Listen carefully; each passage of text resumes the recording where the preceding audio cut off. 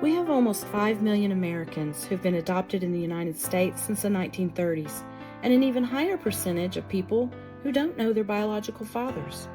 But these individuals aren't just numbers and statistics. They're real-life people. People searching for the missing pieces of their lives. People who are turning to social media for assistance by complete strangers who have volunteered their time and talents to provide them with those answers. We call these strangers search angels. And with the bravery of those searchers and the skills of the angels, they're reuniting families and solving decades-old mysteries. These are their stories. Join us on the journey to discovery. I'm Kathy Williams, and this is Search Angel Chronicles.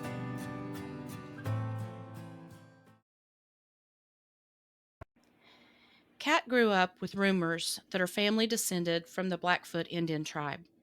So when she took an ancestry DNA test several years ago, she was surprised to not just find 0 Native American heritage, but to also find 0 familiar relatives on her shared DNA match list. Puzzled, she began asking questions of the remaining relatives who might have answers. But answers were slow coming. There was an aunt who said that her mother had shown up with Kat after an unusually short gestation period that had raised some eyebrows. But beyond that, it looked like she was going to have to depend on her DNA and some help from a search angel to figure this mystery out. Once she realized she had been adopted, Kat found a Facebook page dedicated to helping Oklahoma adoptees attain their original birth certificates. That's where she met Susan Barrett. Katha and Susan join me today to take us on a journey to discovery. Thanks for joining us, Katha. Can you tell us a little bit about yourself? Well, I am now 71 years old. I am married, and I have one child. He's grown, and two fur babies. We all have to have our fur Yes, babies, don't we? yes. Yes, absolutely. So, Katha, you innocently took a DNA test Mhm. looking to find some proof of some Indian heritage, something that a lot of Americans do. We all hear stories about our family heritage, and we decide to take that DNA test just simply to find ethnicity. So, what do you think when you first got those results back? Were you primarily just looking at the ethnicity chart? Uh, I did, and when it showed no Native American at all, and Right, by that time my adopted mother had passed away, so there was nobody right, to ask. right, Uh, right. it showed up as a first cousin, which really turned out to be a great aunt with the last name of Walker. Okay, and And that was something you weren't expecting. Yeah. we had, Let's talk about for those that don't know. So when you take an at-home DNA test like Ancestry DNA, you get back results that show your ethnicity breakdown. Some of the sites give you some health data, and most of them give you a list of all of the people who have tested on that particular platform that share DNA with you in varying amounts. And and that has evolved over time of what the data is that you look like, but you get a list. So you see that list of shared matches, and you're not seeing any of the surnames that you grew up with. And you took your test several years ago, and those home tests were kind of new. Um, they were trying to decide, are these reliable, are these accurate, or have I just opened Pandora's box? yes, Did you immediately realize there was something off with the information you'd always been told, or did you think there might be an error with your DNA?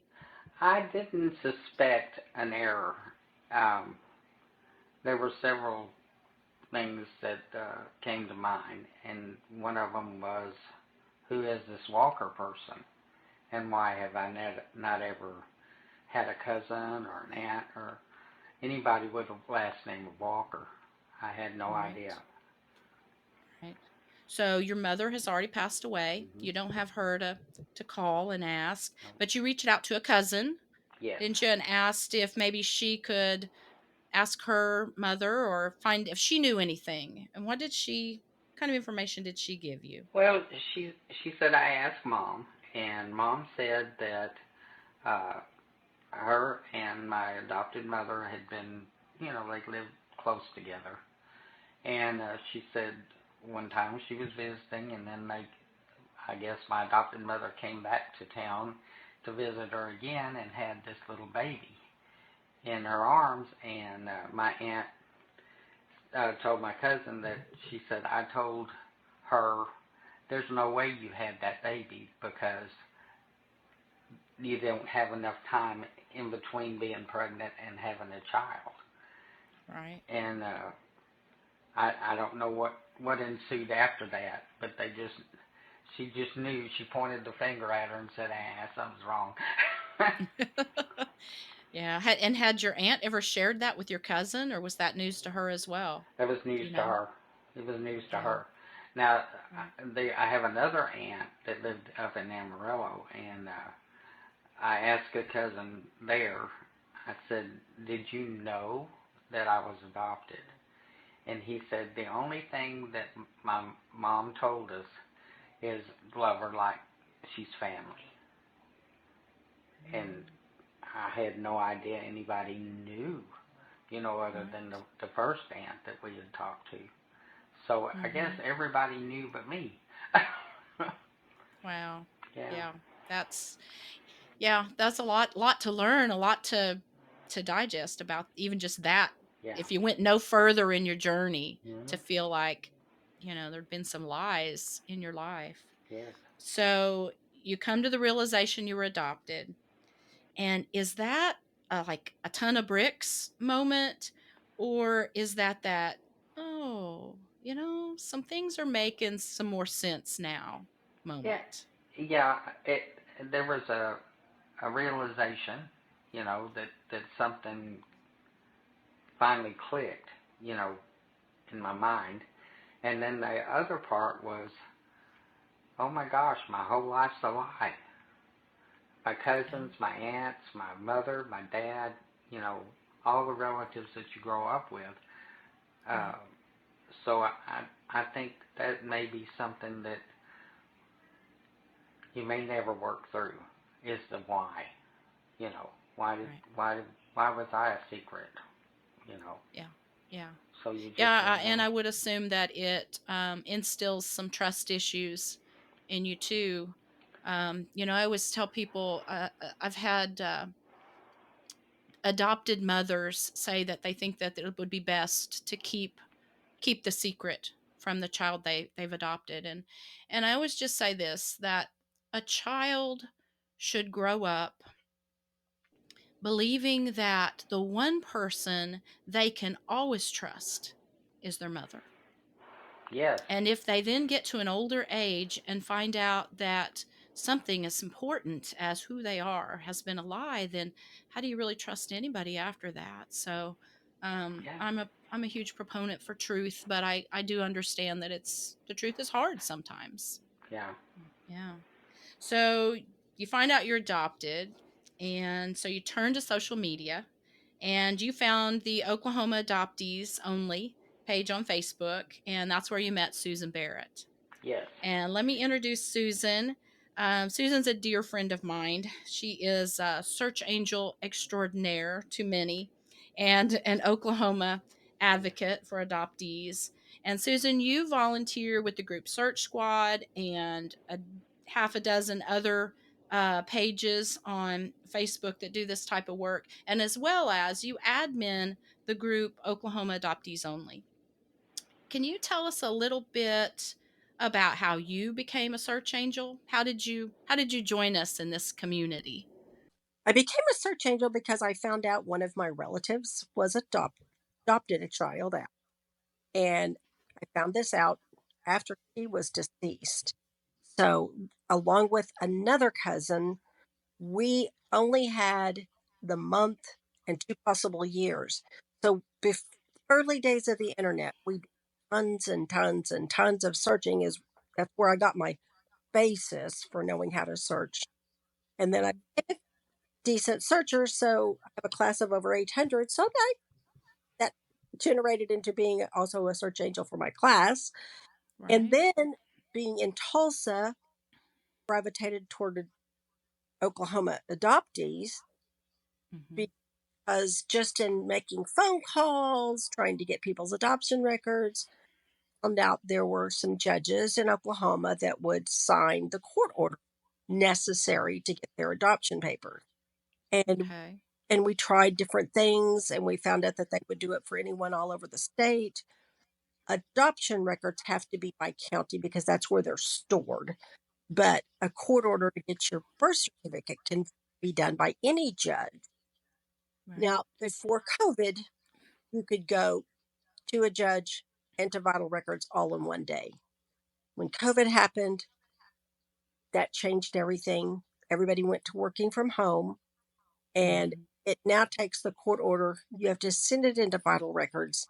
And I'm not sure what's holding up the process, only I have my suspicions, but because no one's in the building where they're stored.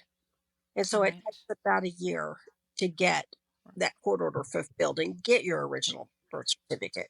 Right. And let's So, talk about what an original birth certificate is for a minute. okay. Everybody has a birth certificate. And for those of us that are adopted, there's really nothing, there's no telltale sign on it usually that indicates that it's been amended in any way. But what we do know is that when a person is born, in the hospital, then they are issued a certificate of live birth with all of the real details, or at least the details given by the biological mother at that time. And that's recorded because it's usually, even if an adopted parent takes that child home from the hospital on day 3, the adoption, the actual court ordered adoption, could take months to go through the process, right? And so it could be, the next year before they actually get an amended birth certificate with the new parents' names on it. Right. And And in Oklahoma, it did. So there is, like you said, nothing signifying that it's an amendment certificate. right? A lot of people don't know that there's that original certificate out there that may actually include your biological parents' names. Rarely does it have the father on it. Thank you for joining us today.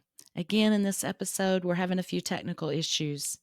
The beauty of being able to do a podcast with remote guests is that we can be just about anywhere and still come together.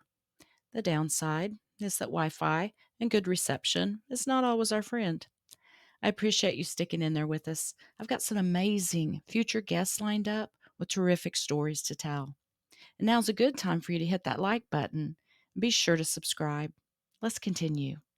Okay, so Katha, you and Susan are looking at your DNA matches, and you all are starting to put a tree together, and you're starting to narrow down some possibilities for who your birth mother might have been. And you all actually had her in the tree, right? Yes. Yeah, and she had children though who were older than you, Right. and children who were younger than you. Uh, And so, it didn't make obvious sense that a mother would give up a child in the middle like that, because we're used to seeing, that first child when, maybe the birth mother is young and feels inexperienced or whatever, and or older, a lot of times that last child, that maybe oops baby, but a child right in the middle, that made you say, you know what, that probably eliminates her. So that's when you go get your original birth certificate, yes. right? And pre-COVID, um, as so many things, the process has changed and is different today. But you Mm-hmm. went to Oklahoma City and you got your original birth certificate. Do you Mm-hmm. remember that day? Vividly. Yeah, That's the day that is one of those OMG days. you know. sure. Yeah, because Absolutely. that was confirmation that I was indeed a middle child and that I had been adopted out. With her, Right. when you see your birth mother's name and you chase as many rabbit holes as we went down, Yes. you kind of it's confirmation, but then it's an OMG moment, you know. Absolutely. So Yeah. you don't And know. your birth certificate was a little bit unique because it also listed a father, right? Yes. Uh huh. Yeah. And I think she went through the alphabet and said that name sounds good, and we'll use that one Right. because Yeah. that man did not exist anywhere. Did not exist. Just No. one that she needed to fill in the blanks, so she Mhm. did. Yeah. Yeah. So, Katha, you were able to get your birth certificate and it listed your biological mother's name on it. And if I know Susan, she flew into action trying to find your listed mother, Nadine. Susan, do you recall what resources you used to find out where she was, today and how her life had progressed since that birth certificate had been signed all those years ago? I don't remember the particular case, but I can tell you what normal. First, you Google the birth mother's name. You put it in quotes so it brings up that person with that name. You can also do it maybe with a middle initial and things like that. You have to put it in quotes. If you don't find anything there, I have a subscription to newspapers.com. You look there. I go onto oscn.net to see if there are any records that might list whether she's divorced, remarried, you know, a name change since then, because that's the Mm-hmm. court network in Oklahoma. And Mm-hmm.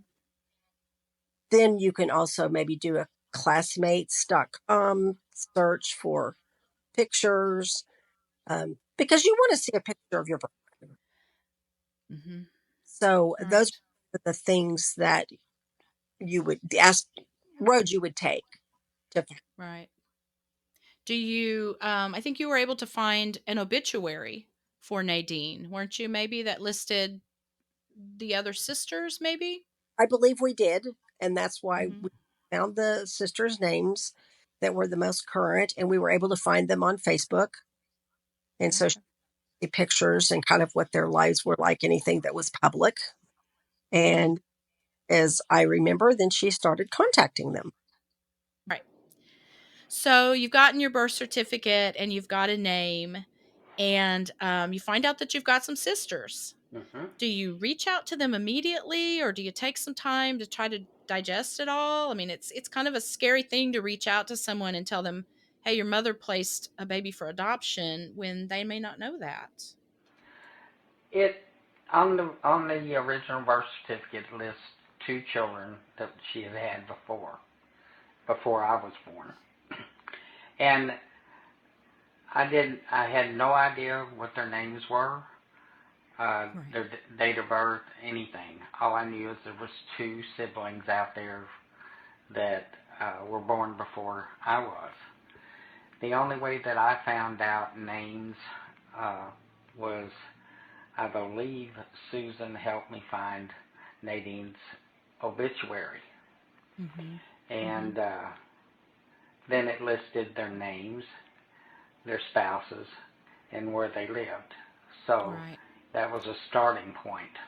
Uh-huh. And I'm sure that Susan was able to find some current information on them Yes, that she was able to pass on to you. So do you reach out? How did that go? I had always wanted siblings. Mhm. Raised in the only, you always have that.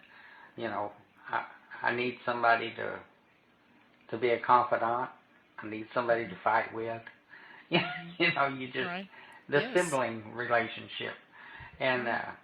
I was happy, that there were people out there that might share my DNA. You know, Right. Right. And so um you reach out, and were they accepting? Were they receptive? Did they know about you? the the one that I contacted first was the oldest sister. Her Okay. name is Carolyn, her, and she's since passed away from leukemia. But I got in contact with her, and she said, "Well, we thought maybe there was another one, but the birth mother was very secretive, and she was good at keeping secrets. So I was one of Yeah. the secrets she kept." Right. But And they knew some details. Didn't they know they knew some yeah, details about your birth? Yeah. Do you want to share that? uh, I was told that I was born in the Hilltop Motel right on the Texas-Oklahoma border in Culver, Oklahoma. Mm. And since I was born at, I think, 7.5 months gestation, which meant I weighed 2 pounds and 10 ounces. Wow, you were And for tiny. yeah, for the early 50s, I always tell everybody I am a survivor. You No are. matter, You're no a matter, miracle. yeah, Mhm. because the they didn't have the medical equipment. I think probably I know I stayed in the hospital a month trying to get up to 5 pounds, Right. and the only thing that they had was an incubator. They Yeah. didn't have the NICUs back then. Isn't that amazing that you were born in a hotel at 2 pound, 2.4 pounds, 210, two two pounds, ten ten, ounces. Yeah. and you're whisked to the hospital, Hmm. not by your birth mother, but by a friend of hers. Yes. That was And listed as a midwife, but she was she had no training. She was just right, there to catch me. yeah, but Yeah. it really is a miracle when you think about it.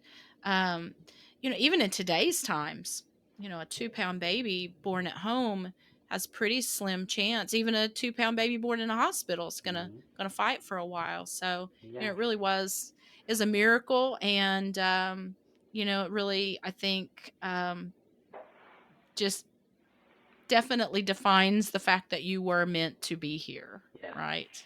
Yes. Absolutely.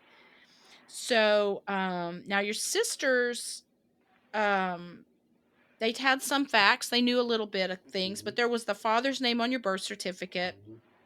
and you and Susan tried to identify him, and you found out that was just a fictitious name. Yes. But your sisters gave you a name of a Hmm. possibility they thought might have been your father, right? Yes. The next oldest sister, she said, "Oh, we know who your dad is," and I said, "What?" And she said, "Oh yeah, mom and JD had a long running affair." She said it was no secret. The only secret was you. Ooh. Wow. And so then Susan helped you uh, get together with a genetic genealogist Hmm. who kind of confirmed that story that it Yes. was JD, and that he was, by confirming with your DNA, he really was Yeah. your father. And had he already passed away by the time you Yes. identified who he was? Yeah. Yeah. Does he have Everybody had already passed away. right? And does he have other children or No. family, or no one? No. Nope. So no And no one to get that side of the story. there is a cousin, but she's not forthcoming with any Right. information. Yeah. I don't know why, why it's a secret still. I Right. don't know. Yeah. I know. I mean, that's part of the hardest parts of this is when there are people and they feel that they are the gatekeeper and the secret keeper, and we need those people. We don't need our personal business spread out there, um but sometimes we need the pieces of the puzzle that they hold. So you're in your 60s by the time you find all of this out, and Yes. basically four parents, two adopted, two biological, and they all hold a piece of the mystery, Hmm. and they're all already gone. Yes. And none of them are here to ask questions that I can only imagine that you'd love to ask, right? If you could bring just one of them back to answer some of the questions, which one would it be? Oh my. Just one? Just one. I kind of know my adopted mother's motivation in it since she was childless and couldn't have children. Hmm. Uh, my uh, birth father, from all accounts, he never wanted children. And probably I'd bring back my birth mother and ask her, you know, I know the motivation for her getting rid of me, but I just wanted to know, did she ever think of me? Right. Yeah. Did she, Yeah. did she on my day, did she ever think, think, well, she's this old, she's Mm-hmm. this age now. Wonder what she's doing. Is she doing good in school? You know, Yeah. you just All those all all the those questions. things that you hope a mother, any mother, wonders about their child, Yes. and I think that adoptees that's a huge question for us. Yeah. Am It I is. thought of? Yeah. Yeah. Yeah. If you could only ask your adopted mother one question, what would one question be that you really wish she could answer for you today? Uh, was there any love there between Mm, her and my birth father? You know, did you love each other, or was I just an accident? right. Okay. All right.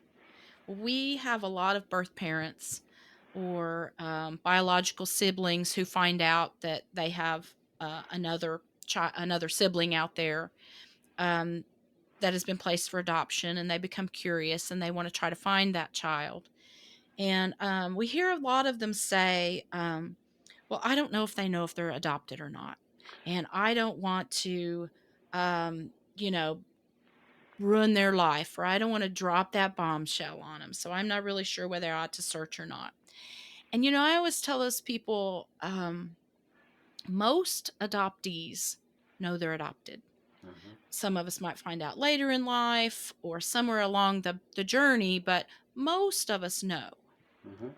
But you're in the minority because you didn't know. No.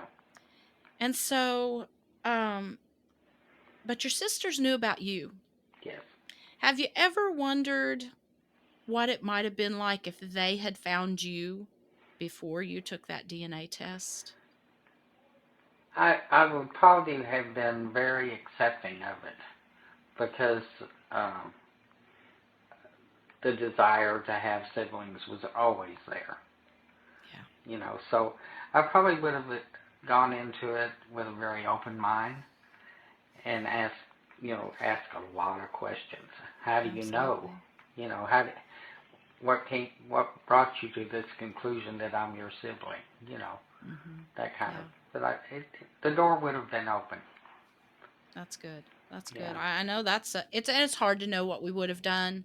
Um, you know, put ourselves in a different situation, but I know that that's a big fear. We have a lot of people come to us and just say, I don't know. I don't want to ruin their lives by letting them know that they're adopted." So, um I know they really battle with what the right Hmm. decision is.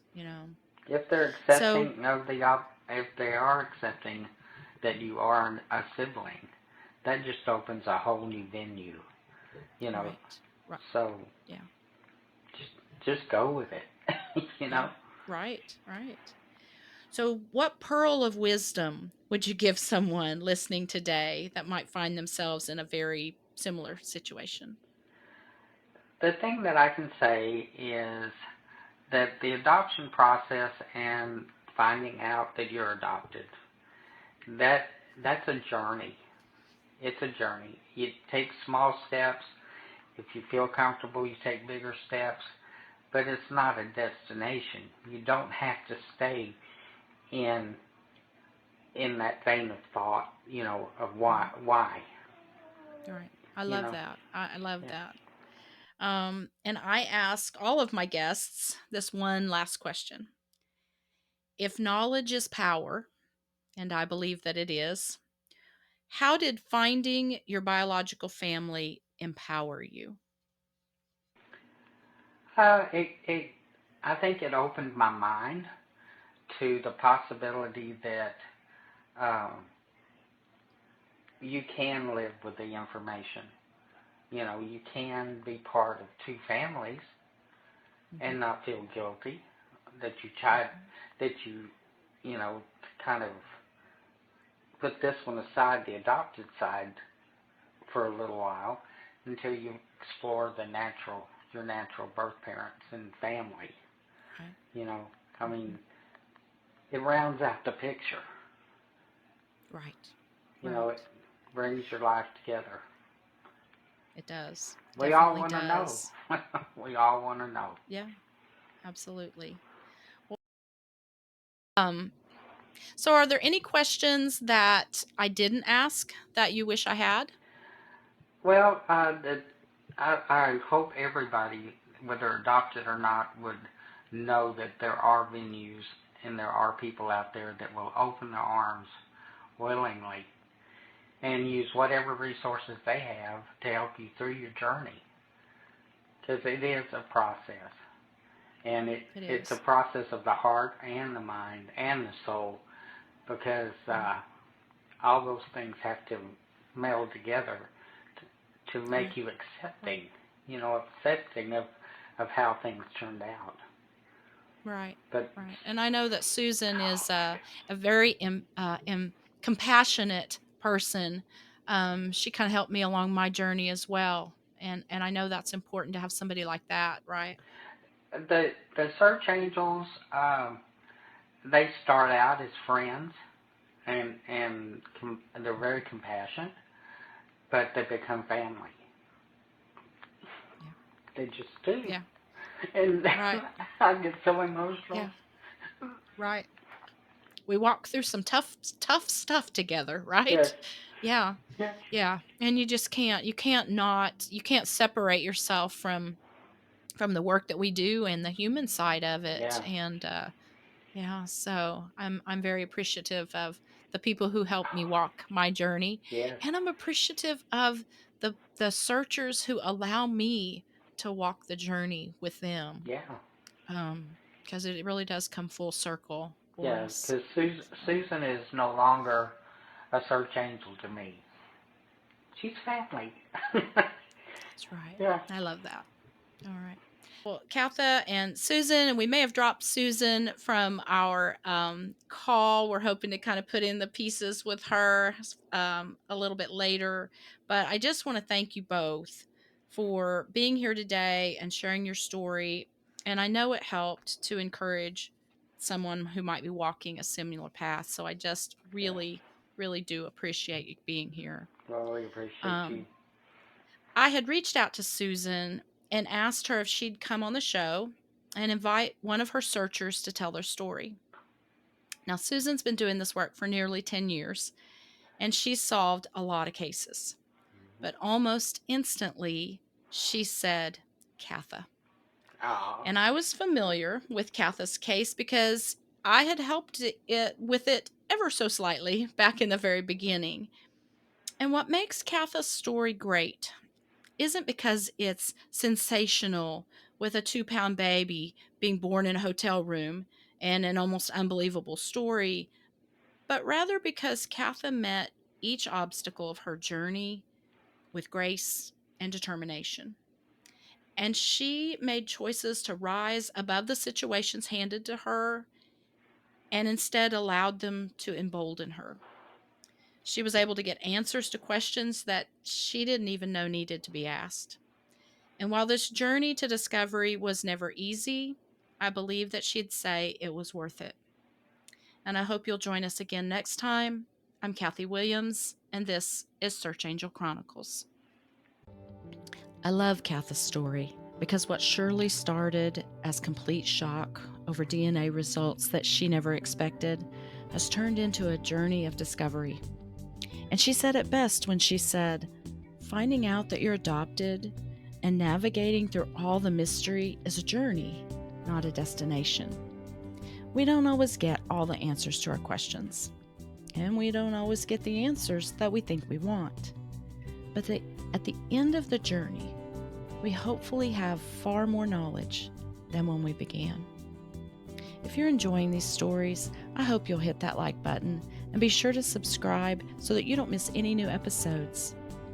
If you've got a story that you'd like to share, or if you've got a question for a search angel, please email me at searchangelchronicles@gmail.com. I hope you'll join us next week on another Journey to Discovery.